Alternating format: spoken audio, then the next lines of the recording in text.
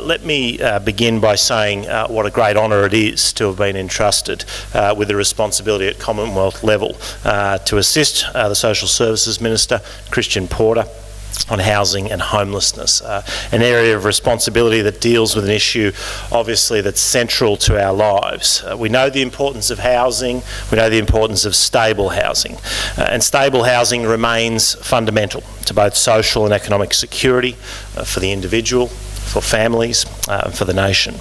The critical role of housing is reflected in almost $10 billion investment made by the Commonwealth, state and territory governments each year in housing assistance and homelessness services. The Commonwealth contributes $6.8 billion through the Commonwealth Rent Assistance, National Affordable Housing Agreement, the National Rental Affordability Scheme, and the National Partnership Agreement on Homelessness. Despite this significant expenditure, housing and homelessness outcomes have continued to decline. Indeed, for many years, housing and homelessness outcomes have been going backwards. No doubt, most of you in this room have been in this space for a long time, so you don't need me to tell you some of the stats, but I think it is worth reflecting on the challenges we face. The rate of home ownership has been in decline since 1991, and disproportionately so for younger Australians. The proportion of low-income households in rental stress increased from 35.4% in 2007-8 to 42.5% in 2013-14. Commonwealth Rent Assistance at $4.5 billion this year is the biggest single expenditure item in Commonwealth housing assistance and has been increasing at a rate of 7% a year since 08-09. Meanwhile, almost 200,000 households remain on public and community housing waiting lists. More than 255,000 people received assistance from homelessness services in 2014-15, with more than 30% of those seeking assistance to sustain their tenancy due to declining housing affordability. Those are sobering numbers when you consider the big investment Commonwealth and states have made in housing. But of course, we're not just talking about stats. These are people. People who are sleeping rough, struggling to hold down stable housing or needing emergency assistance.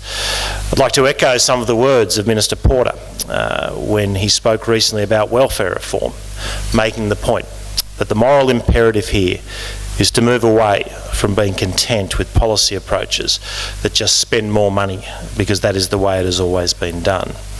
Our goal in housing policy, just as in welfare policy, is to improve lives. And we need to keep at the forefront of our minds, we need to keep that at the forefront of our minds as today's AHURI Conference continues and we explore some of the things we can do to do just that.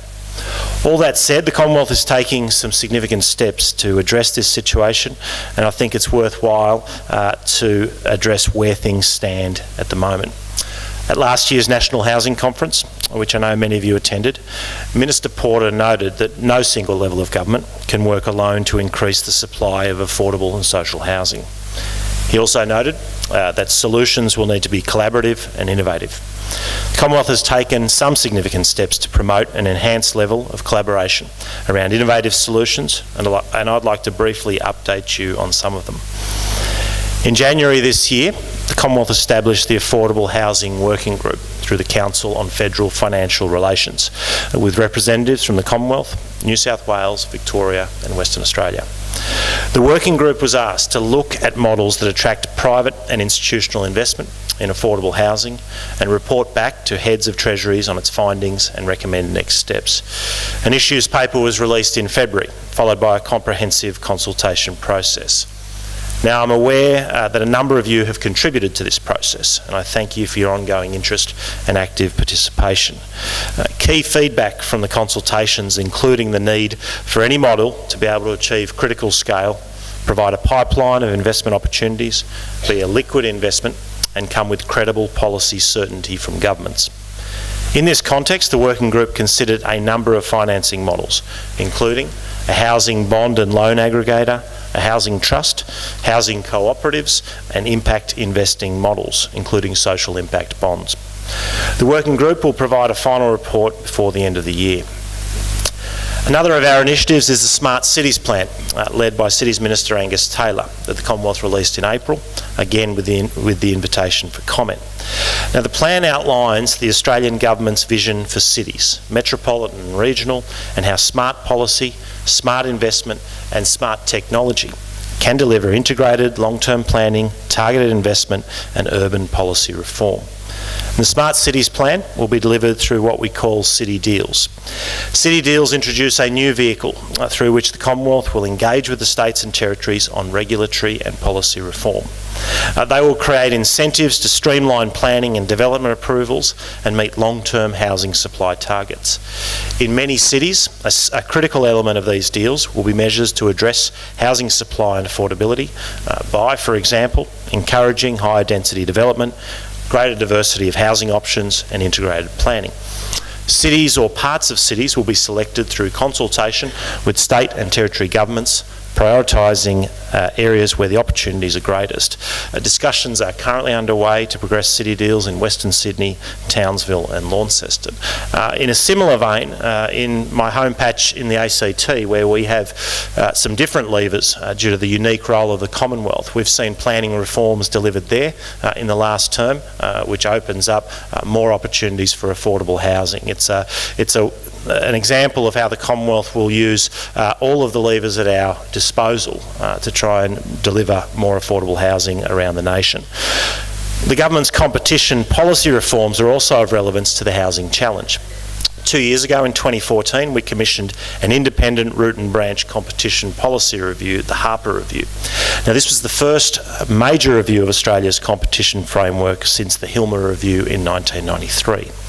The key focus of AHURI was to identify impediments across the economy that restrict competition and reduce productivity, which are not in the broader public interest. Following a wide consultation process, the government released its response, supporting 44 recommendations in full or in part, and noting a further 11.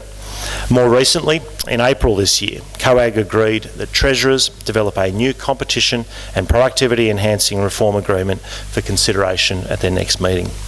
This will incorporate an updated set of competition principles, shared national and state-specific competition and productivity reforms, independent evaluation and assessment mechanisms, and innovation payments. We would expect housing-related services to benefit from this enhanced capacity for competition and specialisation, with increases in efficiency and innovation, including through planning and zoning reforms. Another area of reform is compulsory rent reduction, or CRD. Now, the commitment in this year's budget to introduce CRD for social housing recipients follows a request from the states. CRD will enable tenancy charges and other housing costs to be deducted from income support payments for people living in social housing. Those deductions will not cease without the agreement of the social housing provider. And we see a twofold benefit here. One is to prevent homelessness by reducing evictions as a result of not paying rent. The second is to better secure the income stream associated with housing assets, thereby improving the attractiveness of social housing as an investment class for private sector investors.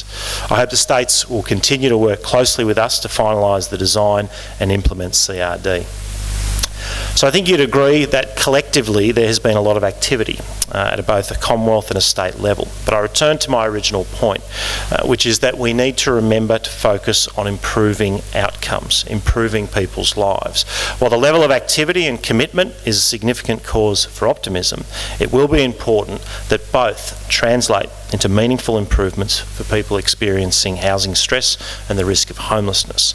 We can't mistake activity for outcomes. And in that vein, I think we need to talk about an elephant in the room. This is the need to improve outcomes achieved via the National Affordable Housing Agreement. When NAHA began in 2009, it set out a number of benchmarks for affordable housing. These included, from 2007-8, a 10% reduction nationally in the proportion of low-income renter households in housing stress, a 7% reduction nationally in the number of homeless Australians, a 10% increase nationally in the proportion of Indigenous households owning or purchasing a home, a 20% reduction nationally in the proportion of Indigenous households living in overcrowded conditions. Now, the Commonwealth supports NAHA by providing states and territories with around $1.3 billion each year.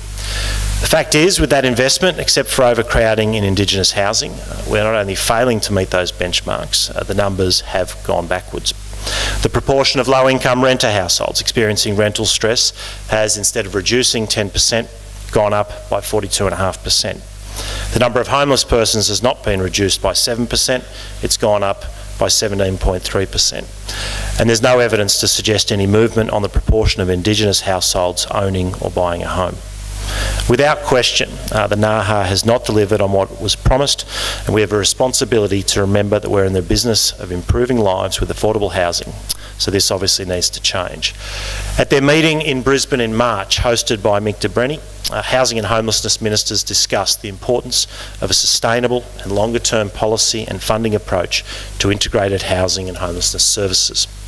Ministers recognised the imperative for all Australians to have access to safe, appropriate and affordable housing, noting again the importance of affordable housing for people on low incomes.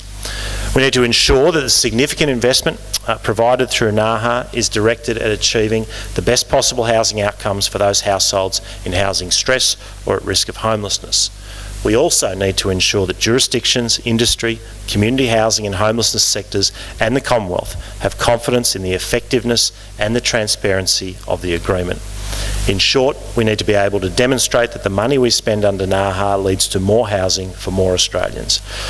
I know this is a complex issue that's going to take a lot of collaboration to get right. And the Treasurer, Scott Morrison, Minister Porter, Angus Taylor and myself have already begun the work in finding a way forward through coordinated housing reform.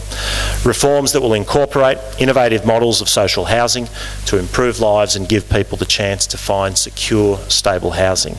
In particular, we are also beginning to have conversations about how planning and zoning issues can be a key impediment to increasing housing supply and improving affordability.